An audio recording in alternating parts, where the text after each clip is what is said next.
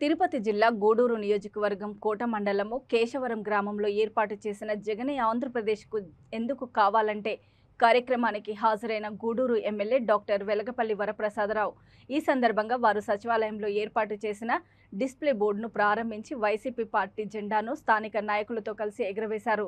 అనంతరం ఆయన జగన్ ప్రభుత్వం చేస్తున్న సంక్షేమ పథకాలను అలాగే అభివృద్ధి పనుల గురించి సభలో మాట్లాడారు. ఆ తర్వాత గ్రామస్తులతో కలిసి భోజనాలు చేశారు. ఈ కార్యక్రమంలో స్థానిక నాయకులు, మండల నాయకులు, జెడ్పీటీసీ, సచివాలయం సిబ్బంది, వాలంటీర్లు పాల్గొన్నారు.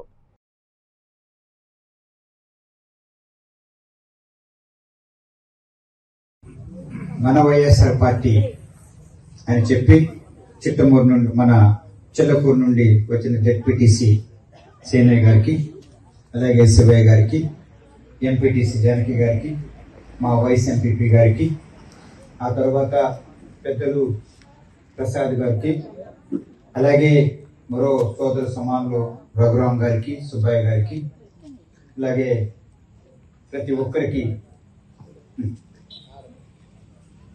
కేశవరం అలాగే మధ్యలో దగ్గర నుంచి వచ్చిన ప్రతి ఒక్కరికి కూడా వైఎస్ఆర్ పార్టీ తరఫున, నా తరఫున చేతులు జోడించి నమస్కారాలు తెలియజేస్తున్నాం.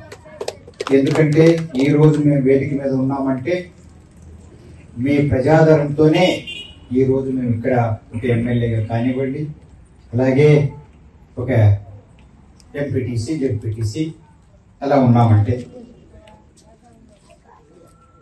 ఏదో నా గురించి చెప్పాడు నేను చెప్పాలని కాదు, కానీ నేను కూడా ప్రత్యక్షంగా పరోక్షంగా దాదాపు గత ఒక 45 సంవత్సరాలుగా నేను ప్రజాసేవలో ఉన్నా. ఒక ఐఏఎస్ ఆఫీసర్గా, అంటే రాజకీయాన్ని దగ్గర నుంచి, రాజకీయాల్లో లేవు కానీ రాజకీయాన్ని దగ్గర నుంచి చూస్తాం ఒక ఐఏఎస్ ఆఫీసర్. ఆ తర్వాత జగన్మోహన్ రెడ్డి గారి దయతో ఒకసారి ఎంపీ, ఒకసారి ఎమ్మెల్యే అవ్వడం జరిగింది.